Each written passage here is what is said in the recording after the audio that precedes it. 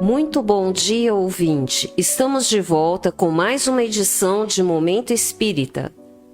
Nós falamos agora dos estúdios da Web Rádio Meimei, que fica aqui na Avenida Dr. Labieno da Costa Machado, aqui na cidade de Garça, São Paulo.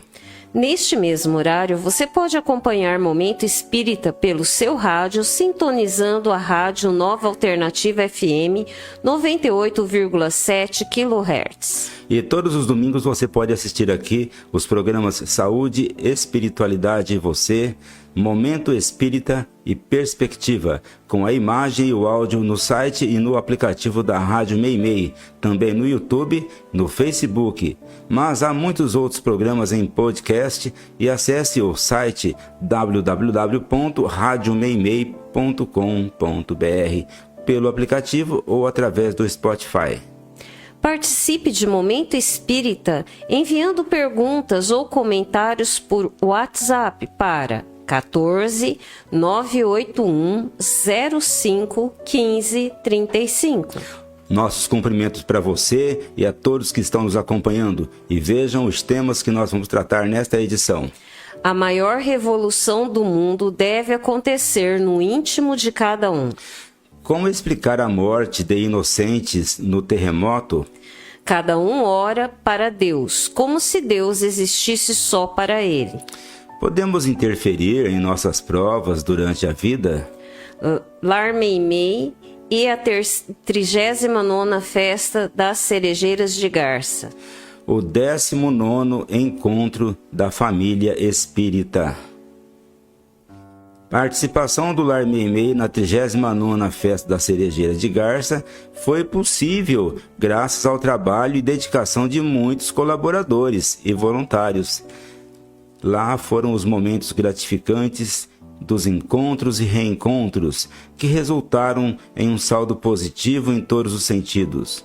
E fica aqui os nossos agradecimentos a todos que participaram de alguma forma para esse resultado. Lembrando também que o resultado é revertido para o atendimento de famílias em situação de vulnerabilidade e manutenção da entidade. Muito obrigado a todos. Vamos sortear mais um livro entre os ouvintes que nos mandarem um WhatsApp dizendo que querem ganhar. Título: Laços da Vida, um romance do espírito Eugênio, recebido pela médium Tânia Oliveira, edição da Lumen Editorial. Ligue 981 05 15 35, código 14. Devo esclarecer que é necessário fazer mensagens pelo WhatsApp para garantir sua participação. Agora, a próxima notícia. A equipe de Momento Espírita, neste momento, na sonoplastia e na supervisão técnica, temos o Leandro Carvalho. O Cláudio, atende ouvintes. E a apresentação é de Luciana Assis e eu, Cláudio Zacarias.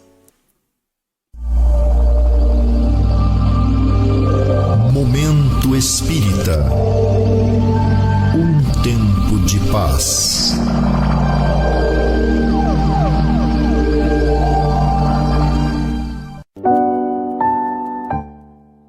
Em 14 de julho de 1792, portanto, há 234 anos, o mundo conheceu um acontecimento que mudaria o rumo da história. A tomada da Bastilha, estopim da Revolução Francesa. Uma revolta se instalou em Paris e o povo reagia contra a opressão dos poderosos para gritar pelos seus direitos. Daí em diante se instalou uma guerra sangrenta que acabou gerando terror e morte durante anos, como talvez nunca antes tivesse havido. Infelizmente, a humanidade caminha assim. É certo que a Revolução Francesa é um marco inapagável de nossa história e que, a partir do qual o mundo começou a mudar politicamente, passando-se a falar em direitos humanos. Entretanto, o caminho da violência, quase sempre idealizado pelos políticos, não é o caminho mais seguro da liberdade. Acontece que, até então, por ignorância e pela falta de sensibilidade, o homem não conhecia outro. E no capítulo Lei do Progresso, do Livro dos Espíritos, analisando a questão, Allan Kardec comentou: o homem não pode ficar perpetuamente na ignorância, porque deve atingir o fim marcado pela providência. Ele se esclarece pela força das coisas. As revoluções morais, tanto quanto as revoluções sociais, se infiltram pouco a pouco nas ideias e germinam durante os séculos. De repente estouram e fazem ruir o edifício carcomido do passado, que não está mais em harmonia com as novas necessidades e aspirações de seu tempo. Assim, o caminhar da humanidade é lento e conforme as leis da natureza. Mais de 2 séculos depois da Revolução Francesa, ainda não nos esquecemos dela, não pela destruição que causou, que foi algo terrível, mas pelos benefícios que gerou ao longo do tempo e dos quais hoje nos beneficiamos. Emmanuel, orientador espiritual de Chico Xavier, costumava dizer: um simples raio de sol é suficiente para despertar uma gazela, mas para acordar uma pedra é preciso uma dinamite. De fato, assim é o homem, assim somos nós, assim é a humanidade. Daí a razão do sofrimento. Contudo, Deus nunca nos deixa órfãos de esclarecimentos e orientação para podermos escolher o melhor caminho. Sempre surgiram e ainda surgem espíritos esclarecidos para nos ajudar na senda da libertação pelo amor. São as vozes do bem que se manifestam aqui e ali, no seio de todos os povos e de todas as religiões, proclamando a paz e o amor. Jesus foi o maior de todos dentro de nossa concepção. Quantos homens e mulheres de boa vontade não se ergueram, como ainda hoje acontece, para proclamar que só o amor nos faz vencedores? Bem, ouvinte, você está percebendo que estamos falando em termos coletivos, em termos de humanidade. Mas a verdadeira mudança ocorre a partir de mim, de você, de cada um de nós individualmente. Se você começar a melhorar sua conduta hoje no sentido de valorizar aqueles com quem você convive, uma grande revolução se instalará no seu mundo íntimo e você será mais um soldado do bem na luta pela conquista da paz. É disso que ainda estamos precisando. O ser humano já caminhou muito, já errou muito, já causou muita dor e sofrimento para si mesmo e para os outros. Agora é hora de despertar, no cumprimento daquilo que Jesus recomendou, instaurar o reino de Deus no seu próprio coração. Esta é a maior das revoluções que nos possibilitará a mais expressiva das todas as conquistas, é a paz. Você pode pensar nisso e viva bem consigo mesmo. Seja amável com o seu próximo e você desencadeará as profundas e significativas mudanças ao seu redor.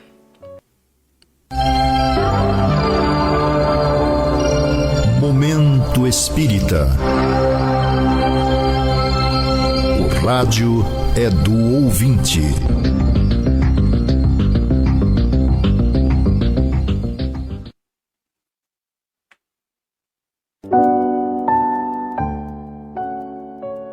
Como explicar, diante do espiritismo, terremoto como este que aconteceu na Venezuela, matando milhares de pessoas e deixando outras tantas milhares feridas?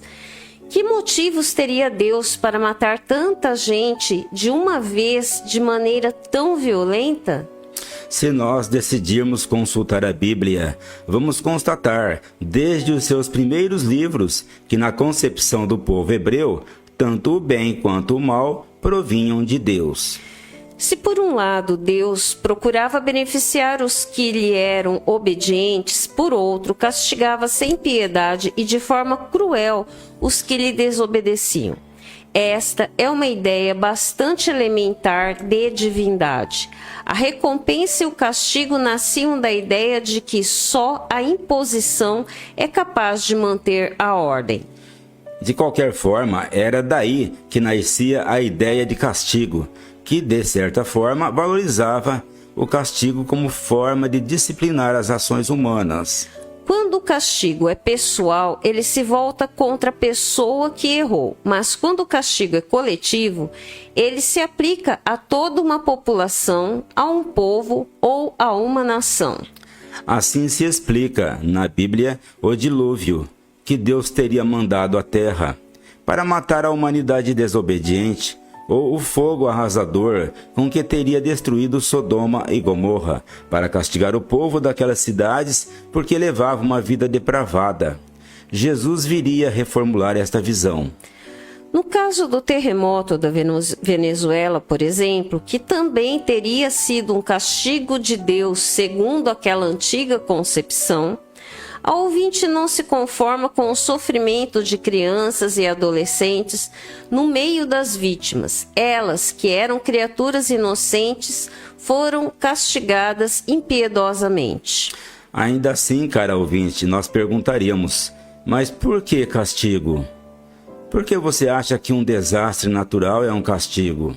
Nesse caso, o que um castigo que mata dezenas e deixa outras centenas feridas, famílias desalojadas e pessoas sem rumo, poderia significar, ceifando vidas de pecadores e inocentes ao mesmo tempo? Perguntamos, Deus não é demasiado grande e perfeito, segundo Jesus, bom e misericordioso, para promover tais calamidades próprias de um coração cruel, enraivecido e descontrolado? Deus não é muito poderoso e nós humanos muito pequenos e frágeis para concorrer com Ele e querer nos ajustar aos seus caprichos? E por que o terremoto se dá antes num povo que noutro? Por que Mianmar, Japão, Havaí, Turquia ou Venezuela? Por que não no resto do mundo? Não dizem que o mundo está todo contaminado pelo mal? Se fosse um castigo, caro ouvinte, como aqueles que são descritos na Bíblia, os atingidos seriam os povos que mais se distanciam das leis divinas, os que promovem guerras e deixam milhares ao abandono. Em sã consciência, podemos dizer que, nesse sentido, esses povos atingidos são piores que os outros? Não, caro ouvinte. Essas calamidades não têm nada a ver com castigo divino. Os terremotos são fenômenos geológicos que dizem respeito a acomodações das camadas tectônicas no solo profundo, que sempre existiram e que ainda vão continuar a acontecer. Os sofrimentos das vítimas têm outras causas. O que dizer da missionária brasileira Zilda Arms, que foi criadora da Pastoral da Criança e que estava no Havaí a trabalho, quando foi vítima do terremoto, dentro de uma igreja? Que castigo é esse que sacrifica bons e maus? Na lei de Deus, há uma explicação para esses fatos: a reencarnação. Ou melhor, o caminho evolutivo dos espíritos. Todos estamos nesta vida de passagem, buscando o nosso crescimento espiritual. Erro e acerto fazem parte de nossa experiência.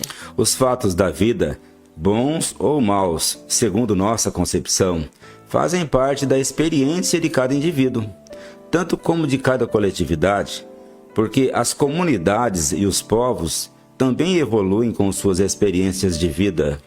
A verdadeira vida, no entanto, é a vida espiritual, ou seja, estamos aqui neste mundo para crescer, estimulando o espírito para novas jornadas no futuro. Os problemas e as dificuldades fazem parte do caminho evolutivo que nós estamos percorrendo ao longo dos séculos e milênios. Pois é por isso que nós estamos aqui, para enfrentá-los, para aprender a resolvê-los, assim como um aluno que, ante as suas provas na escola, no transcorrer dos cursos de aperfeiçoamento. O trágico para nós, o terremoto, por exemplo, que nos acarreta tanto sofrimento e deixa o mundo estarrecido, não o é igualmente para o espírito que, mais cedo ou mais tarde vai tirar vantagem de tudo que passou em favor de sua plena realização. Quando Jesus afirmou: "Sede perfeitos, como vosso Pai Celestial é perfeito", foi nesse sentido, com a visão de quem sabe que a jornada é difícil e sofrida, mas obterá sua grande vitória no fim. Por isso, Jesus não prometeu facilidades. Pelo contrário, a porta estreita que se referiu é a porta do trabalho, da luta, do sacrifício, que exercita em cada um as potencialidades mais elevadas do espírito. E é claro que a jornada não pode ser a mesma para todos, que cada qual se encontra num determinado ponto da sua caminhada, mas é aí que está a grandeza de Deus. Somos todos desiguais, vivendo diferentes situações, mas todos em condições de conquistar a sua própria perfeição espiritual. Bilhões de pessoas existem no mundo. Bilhões de pessoas existem no mundo, afirmou a mesma ouvinte. Milhões delas estão orando neste momento, pedindo proteção a Deus, e cada uma se dirige a Deus como se ela fosse a única que estivesse orando, como se Deus estivesse ali ao seu lado, somente para ela, para atendê-la. Não é assim que acontece? E eu pergunto, como que Deus, que é um só, pode estar ali para atender cada uma dessas milhões de pessoas? Sua pergunta tem algo de lógico, mas, ao mesmo tempo, questiona a existência de Deus. Quem nos ensinou a orar foi Jesus. Para Jesus, como o próprio sentido da palavra está dizendo, orar é falar com Deus, a quem ele chamou amorosamente de Pai. Nós sempre dizemos que a grande revolução que Jesus provocou na religião foi trazer Deus do palácio, onde ele era rei poderoso e prepotente, para dentro de casa, onde passa a ser apenas o Pai amoroso. Há uma diferença entre o rei e o pai, naturalmente. O rei está longe, no palácio. Se você quiser falar com ele, você precisa ir lá, marcar audiência e, se possível, ser recebido. Para falar com seu pai, você nem precisa sair de casa, nem precisa sair de seu quarto, porque o Pai está ali, no dia a dia, ao seu lado, e sabe mais de você do que você mesmo. Veja, portanto, a grande diferença. Logo, Jesus comparou Deus ao Pai bom e amoroso, justamente para colocá-lo ao lado de cada um de nós e mostrar como é fácil falar com Ele, a qualquer momento. Aliás, Jesus mostrou que falar com Deus é a coisa mais fácil do mundo. É mais fácil falar com Deus do que com qualquer outra pessoa. É até mais fácil do que falar com o pai humano, porque o pai humano nem sempre está disponível e, às vezes, nem está atento ao que você está falando. Isso não acontece com Deus, que é o nosso Pai maior. Mas, como Deus pode estar em todos os lugares, ao lado de cada um, você pergunta. Deus é a causa e a razão de tudo. Na verdade, ele não pode ser uma pessoa limitada como nós. Porque uma pessoa, quando está aqui, ela não pode estar ali. Deus, porém, está em tudo, porque tudo que existe provém dele e está nele. É a razão de tudo que existe. Essa concepção é filosófica, porque, como dizia Hegel, filósofo alemão, Deus, sendo um ser perfeito, possui todas as perfeições, e a onipresença é uma perfeição. Allan Kardec também se preocupou com esta questão que você levantou ao perguntar aos espíritos: Deus se ocupa pessoalmente de cada homem? Ele não é muito grande e nós muito pequenos para que cada indivíduo em particular tenha alguma importância aos seus olhos? Veja a resposta à questão 964 do Livro dos Espíritos. Deus se ocupa de todos os seres que criou. por menores que sejam, não é muito pequeno para a sua bondade. Nada é muito pequeno para a sua bondade. E quando Kardec insistiu perguntando se Deus estaria atento quanto aos nossos atos para nos recompensar ou punir, eles respondem: Deus tem suas leis que regulam todas as vossas ações. Se as violais, é vossa falta. O fato de Deus ser o Criador, a causa não causada, segundo Aristóteles, e o mantenedor de tudo que existe faz com que tudo esteja nele e nada acontece que não lhe diz respeito. O seu comando é sua vontade, razão porque Jesus afirmou: não cai um só fio de cabelo de vossa cabeça sem que Deus o saiba. Por isso, Ele está aqui e ali, está em tudo e em todos. Nenhum fato, por mais insignificante que nos pareça, está fora de seus domínios. O universo está em Deus e tudo acontece de acordo com suas leis. E é em razão disso que ninguém está tão perto de nós quanto o Pai de amor e misericórdia que Jesus ensinou. É o motivo pelo qual não precisamos nem mesmo falar quando oramos. Em qualquer lugar que estivermos, basta você pensar e já está se comunicando com Ele. O livro que vamos sortear daqui a pouco entre os ouvintes que mandarem uma mensagem através do WhatsApp até 15 para o meio-dia. Laços da Vida, romance do Espírito Eugênio, recebido pela médium Tânia Oliveira, edição da Lumen Editorial. Mande sua mensagem por WhatsApp para 981051535, código 14. Mais uma pergunta.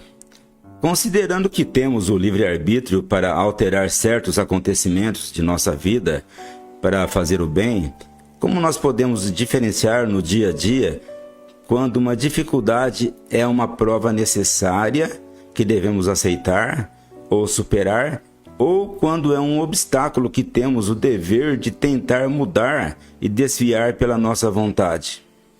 A princípio, sabemos que, em se tratando de justiça divina, não deve existir nada que não possa ser mudado em nossa caminhada evolutiva, razão pela qual afirmamos que não existe fatalidade em relação aos fatos de uma existência, a não ser a encarnação e a desencarnação.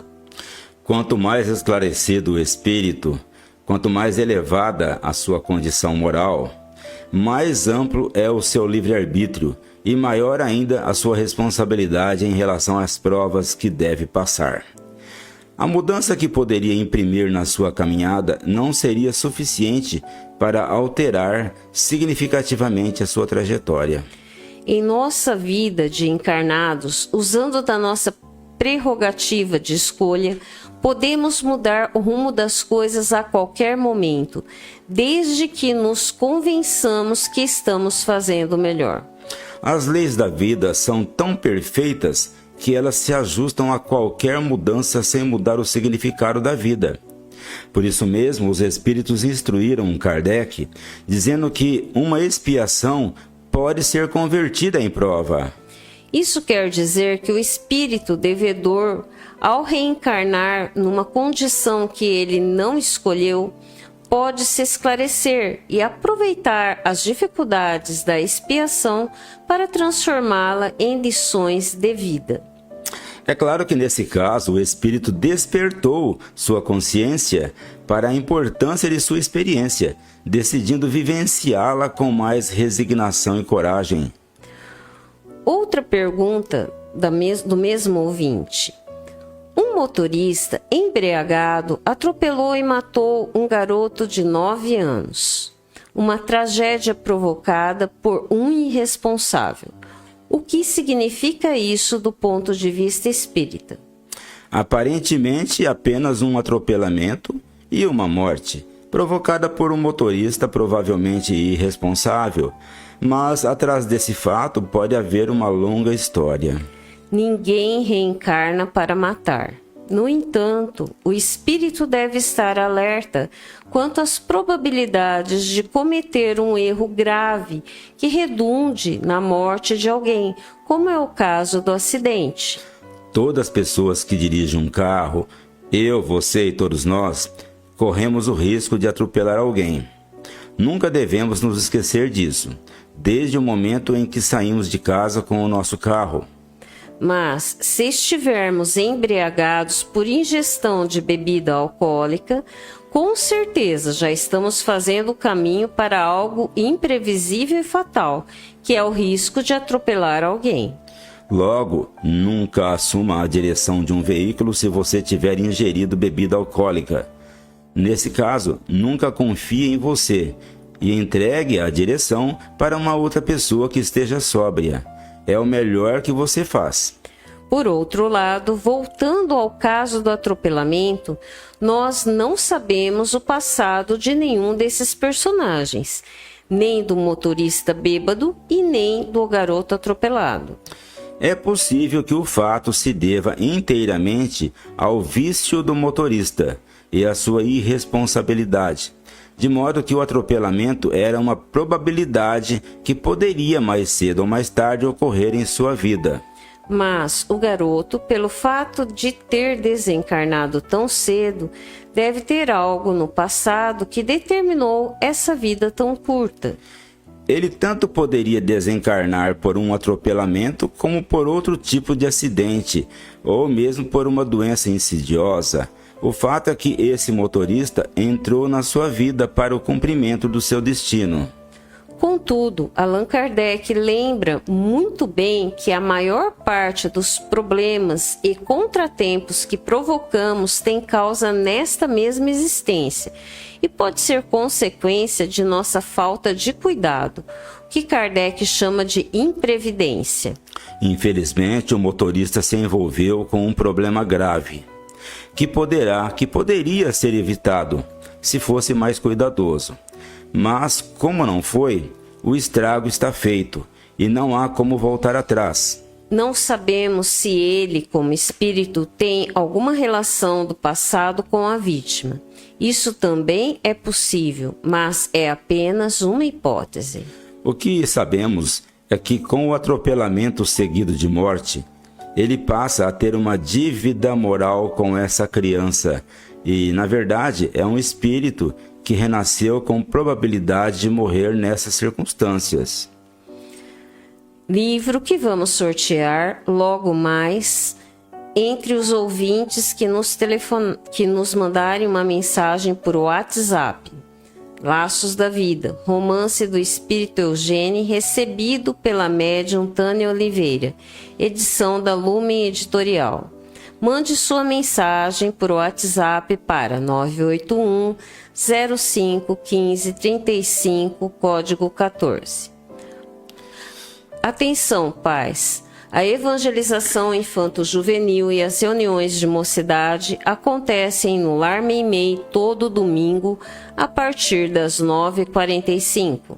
Às 10 horas, temos um grupo para adultos lerem e discutirem o Livro dos Espíritos. Geralmente são os pais das crianças que participam desse grupo, mas a roda de estudo está aberta a quem se interessar. O brechó do Lar Meimei está aberto ao público todas as sextas-feiras, das 13 até as 16 horas. A entrada é pela Rua 7 de Setembro, número 42. A Biblioteca Batuíra do Caminho de Damasco, na Rua Gabriela, 178, empresta livros e outras publicações a quem se interessar. Permanece aberta durante as reuniões de passe. O Caminho de Damasco mantém as reuniões de leituras e de estudos das obras espíritas à noite, durante a semana. E para quem se interessar, às segundas, terças e quintas e sextas-feiras às 20 horas. Pessoas que queiram aprender algo sobre o espiritismo ou mesmo iniciar-se nos estudos podem comparecer ao Caminho de Damasco nesses dias. A entrada é livre. Dia 26 de julho é um domingo, é no próximo domingo, dia 26 de julho. Estará acontecendo aqui no Lar Meimei, em Garça, o 19º Encontro da Família Espírita, com o tema O Trabalhador Espírita na Transição Planetária, o Equilíbrio e Acolhimento.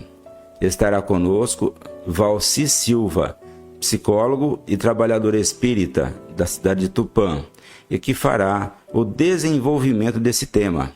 O início será às 8h30 e o encerramento se dará às 12h. Inscrições até o dia 24 de julho. Consulte os dirigentes de sua casa espírita e faça sua inscrição. Existem muitas coisas a que às vezes não damos o devido valor. A vida, por exemplo. A vida é uma bênção divina. Através dela, podemos ser felizes e proporcionar a felicidade aos outros. Por isso, é preciso defender a vida, a nossa vida e a do próximo. Pena de morte, aborto, suicídio e eutanásia são formas de violência contra a vida com as quais não podemos concordar. Lutemos em defesa da vida. Pena de morte. Um crime não justifica outro crime. Diga não. Suicídio. Um gesto infeliz. Dê uma chance a você mesmo. Existe sempre alguém para ajudá-lo.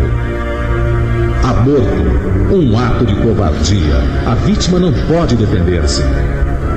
Eutanásia. Uma ação criminosa. Com confiança em Deus e o firme desejo de obedecer suas leis, a vida terá outro sentido. Mensagem em defesa da vida. Apoio. Federação Espírita Brasileira.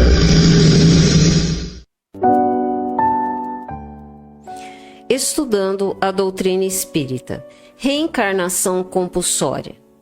A união da alma com tal ou tal corpo é predestinada ou é apenas no último momento que ele faz a escolha? Resposta: o espírito é sempre designado antes, escolhendo a prova que deve suportar. Ele pede a encarnação. Ora, Deus, que tudo sabe e tudo vê, sabe e vê antecipadamente que tal alma se unirá a tal corpo. Esta é a questão 334 do Livro dos Espíritos, tratando da reencarnação. As questões seguintes vão detalhar melhor esse processo, pois nem sempre o espírito tem condições de escolher.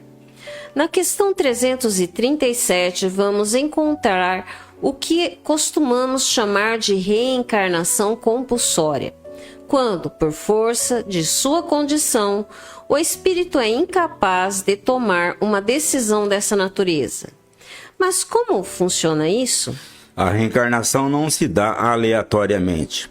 Senão, não faria nenhum sentido. O espírito reencarna para progredir espiritualmente. Este é o objetivo da reencarnação. Logo, ele deve reencarnar numa condição que lhe favoreça esse progresso. Como cada um tem os seus próprios problemas e suas próprias necessidades, dependendo do caminho que veio percorrendo, cada um vai reencarnar no corpo que mais apropriado a tais necessidades.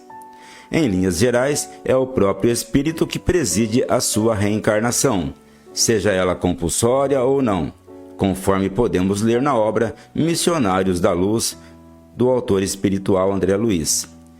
Quando o espírito já tem a consciência de seu estado e busca a melhoria, ele participa da escolha do próprio corpo, que na verdade ainda não existe no momento da escolha, mas vai se formar a partir do processo de concepção e que por 9 meses estará se desenvolvendo no ventre materno.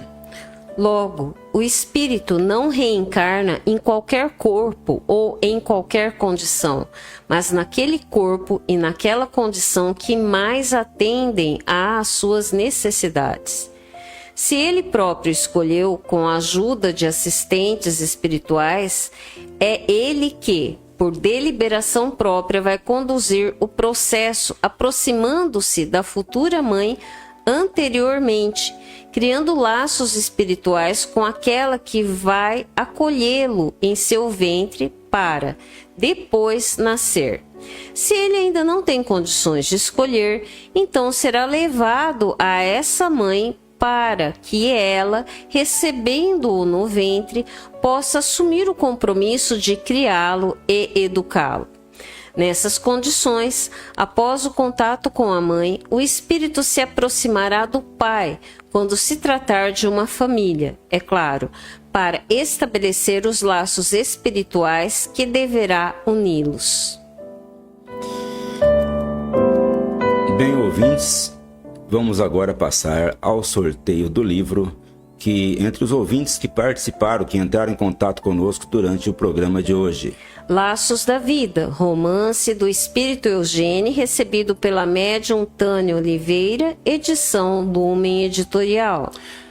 O livro sai para nosso ouvinte da cidade de Garça, João Lourenço. João Lourenço, parabéns, é o ganhador do livro.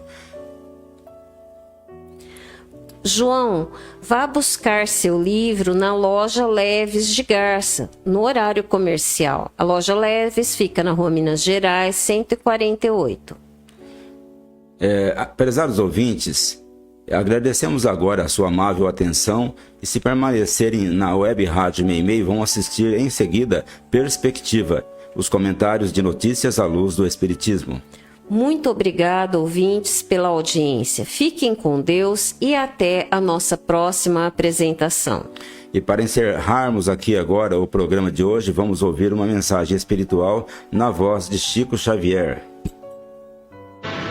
Você guarda a impressão de haver esgotado o estoque de todos os seus recursos em determinada tarefa de amor.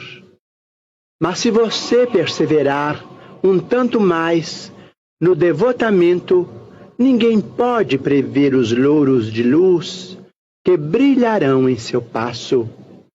Você está doente e pretende obter licenças de longo prazo, mas se você continuar um tanto mais em serviço, ninguém pode prever o tesouro de forças novas que lhe aparecerá no caminho.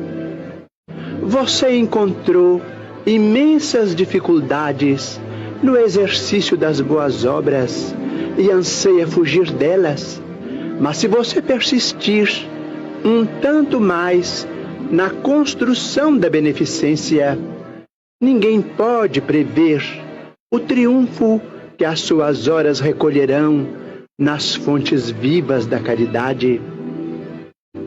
Você acredita que não pode tolerar o amigo importuno, o filho teimoso, o irmão inconsciente, a esposa inconstante ou o marido insensato. Mas se você suportar um tanto mais a luta em família, ninguém pode prever a extensão do júbilo por vindouro em seu ninho doméstico. Você supõe que o azar é seu clima e chora à porta do desespero, mas se você cultivar um tanto mais de fidelidade às próprias obrigações, ninguém pode prever a amplitude do seu êxito no amanhã que vem perto. Você experimenta enorme cansaço e não quer dar ouvidos ao companheiro de longa conversa, mas se você esticar um tanto mais o seu sacrifício, ninguém pode prever os prodígios da colheita de bênçãos que surgirão dos seus breves minutos de gentileza. Observe que você mesmo, para realizar isso ou aquilo, exige incessantemente dos semelhantes um tanto mais de bondade, um tanto mais de cooperação, um tanto mais de tempo, um tanto mais de carinho. O gênio é a paciência que não se acaba. É justo que você deseje um tanto mais de felicidade, Mas para isso é necessário que você ajude um tanto mais a felicidade dos outros. Repare você as lições da vida e compreenderá que a vitória no bem é sempre trabalhar conforme o dever e servir um tanto mais.